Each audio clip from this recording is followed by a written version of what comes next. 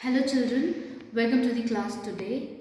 We are in chapter 9, applications of trigonometry, where we are learning how to calculate heights and distances. Now turn your content book to page number 204 and we are going to solve question number 6. Let me read the question for you. A 1.5 meter tall boy is standing at some distance from a 30-meter tall building. The angle of elevation from his eyes to the top of the building increases from 30 degrees to 60 degrees as he walks towards the building, and find the distance he walked towards the building. This is the question to us. So what is given first? A 1.5 meter tall boy is standing at a distance from a 30-meter tall building. So both of them are standing on the ground. The ground is AB and the building is CB. The height of the building is given as 30 meters, 30-meter tall building, and the boy is standing in the position A, at the point A, and the boy's height is AD. The boy's height is given as 1.5 meters. Since the boy is observing the top of the building, we are going to consider the horizontal level from his eyes. So we need to draw a horizontal level from his eyes. So that is meeting your building at the point E. So EB height is 1.5, which is equal to the height of that boy. And the remaining height of EC is 30 minus 1.5, which is equal to 28.5 meters.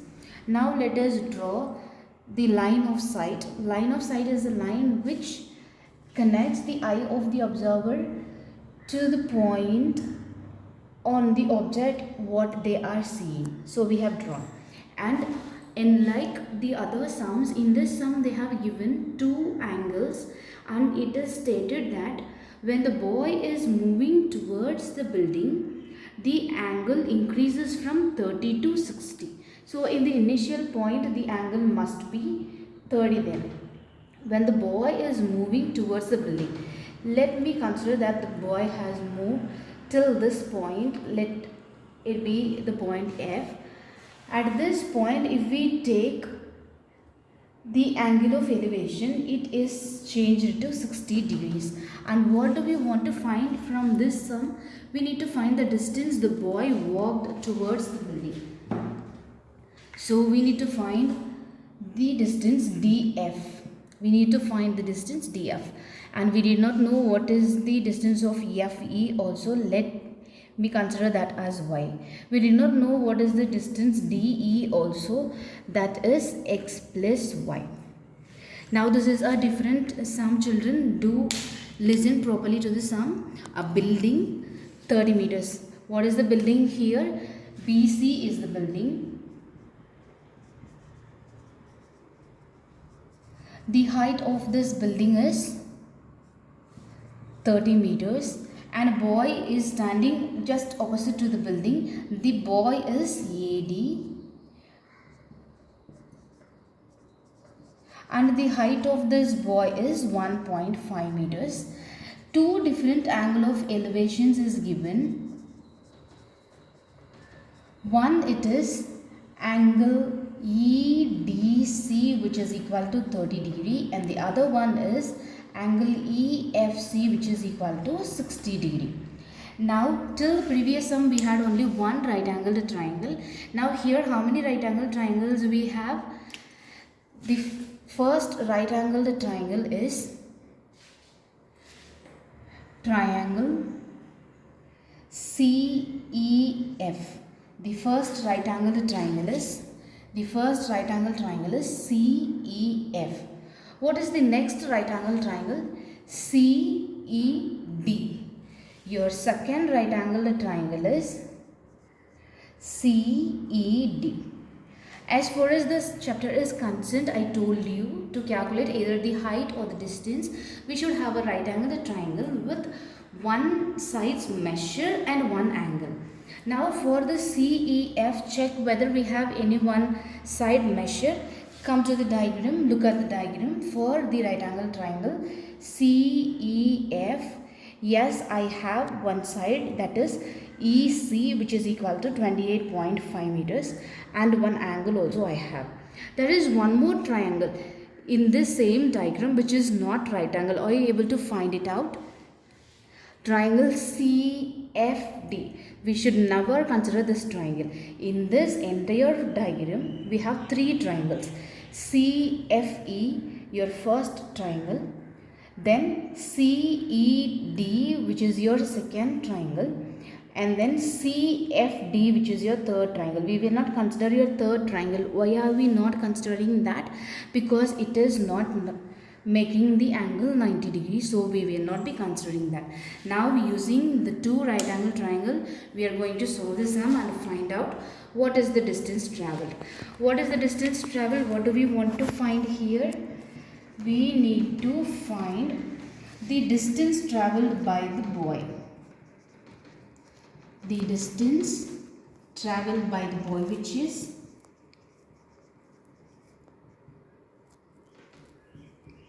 x. We need to find out x. Okay, let me start solving the sum. First, I am going to consider the triangle DEC. So, in my triangle DEC, what do I want to find out? I want to find out my base x and y. This is my triangle DEC, which is a right angle triangle at E. Here I have the angle as 30 degree. I want to find out my base, and the height is given as 28.5 meters. So I am drawing the triangle DEC here. The triangle DEC looks like this. EC value is 28.5 meters. Here the angle made is 30 degree, and I have the point F also here. DF is x and FE is y. In this triangle, with respect to the opposite side, this is my opposite side opposite to my angle, and this is my adjacent side. With respect to the opposite side, I want to calculate my adjacent. So which trigonometric ratio I can take here? Tan theta is equal to opposite upon adjacent. Now substitute the values here. What is the angle value here? Tan 30 degrees, which is equal to, which is the opposite side? CE. And which is the adjacent side? DE. What is tan 30? 1 by root 3. What is CE? 28.5 meters. And what is DE? That is x plus y. Now transpose this, we will get a equation. What equation I am getting? X plus y is equal to 28.5 into root 3 meters. Let this be my first equation. By solving the first triangle, I got one equation with x and y. Then we go for my second triangle. What is my second right angle triangle? That is triangle CE and F. CEF triangle looks like this. F is here, E is here, C is here. This distance is 28.5 meters. Here the angle is 60 degree and the distance FE is y. Okay, fine. Now again, this is my opposite side, the side which is just opposite to my angle. CE is my opposite and EFE is my adjacent. With respect to opposite, I want to calculate my adjacent. So which trigonometric ratio I can go for? The same, tan theta. Tan theta is defined as opposite upon adjacent. Here the angle is different. In the previous triangle the angle is 30 and here the angle is 60. So tan 60 is equal to 28.5 meters divided by y. I did not know. Tan 60 value is 1 by root 3 is equal to 28.5 divided by y. Cross multiplying, what I will get? Y is equal to 28.5 divided by root 3. This is my second equation. Now I am going to substitute the value of y which I got as 28.5 by root 3. In my first equation, what is my first equation? X plus y equal to 28.5 into root 3. Here in the place of y, I am going to substitute the y value which I got in my second equation, and then I will be solving for x. Substituting the value of y in equation 1. What will I get? X plus, in the place of y, 28.5 by root 3, which is equal to 28.5 into root 3. Have the variable alone on one side and take the numerals to the other side. What will get? 28.5 into root 3 minus 28.5 divided by root 3. A whole number and a fraction we got. Now I am going to take LCM. Here if I take LCM, the common denominator will be root 3. So I will be multiplying root 3 here and here. So x value become 28.5 into root 3 into root 3 minus 28.5 divided by root 3, which is equal to 28.5 into 3 minus 28.5 divided by root 3. I have two terms in the numerator in which 28.5 is common. Take it out, 28.5. What we will have as the remaining? In the first term 3 is remaining, and in the second term 1 is remaining, and the common denominator root 3.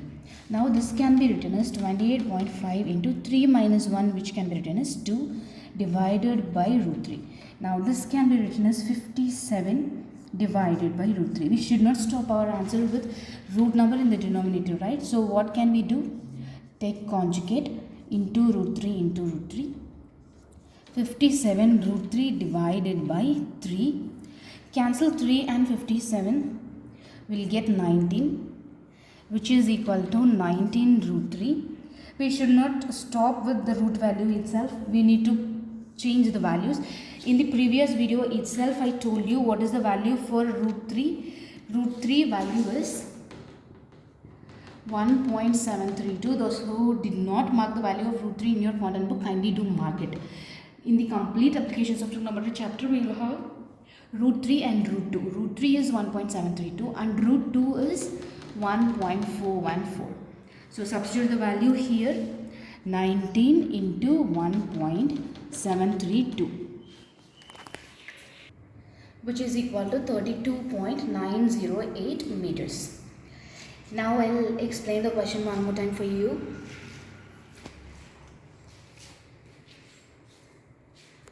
In this question, there is a building. The total height of the building is 30 meters and a boy is standing just opposite to the building at some distance which we did not know, and the height of the boy is 1.5. Here we are not taking the horizontal level as the ground level because the eye of the observer is in the point D. We are going to take this DE is the horizontal level. DE is your horizontal level. And they give two different angles. When the boy is at the place D, and if you see the top of the building, the angle is 30. When the boy is walking towards the building, and if he stops at the place of F, at a point F in the road, and from there if the boy is seeing the building, the angle is 60, they said. So from this diagram, we are not going to consider the height of the boy. So neglecting that and taking the diagram as DFEC, in this entire diagram we have three triangles. The first one is CEF, which is 90 degree and it makes an angle 60 degree. So we can calculate this triangle, consider this. And the second one is DFC, which is not a right angle triangle at all.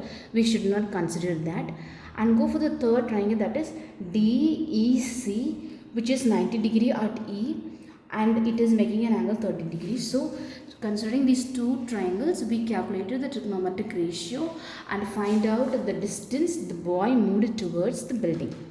And then one more important point, the relation between the distance and the angle. There are two angles here, right? 30 and 60. From the building, the point D is longest and the point F is shortest. So when the distance increases, the angle decreases. D, the distance D from E is longer, right? For longer distance, we'll have smaller angle. When distance increases, angle decreases. This is again an important point which is not there in your content book. Make a note of it. Do write this in your content book as well as your classwork.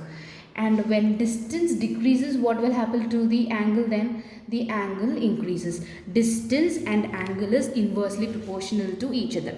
When the distance increases, angle will decrease, and when the distance decreases, see here, the distance AFE is lesser than the distance DE, right? When the distance decreases, what happened to the angle? The angle increases.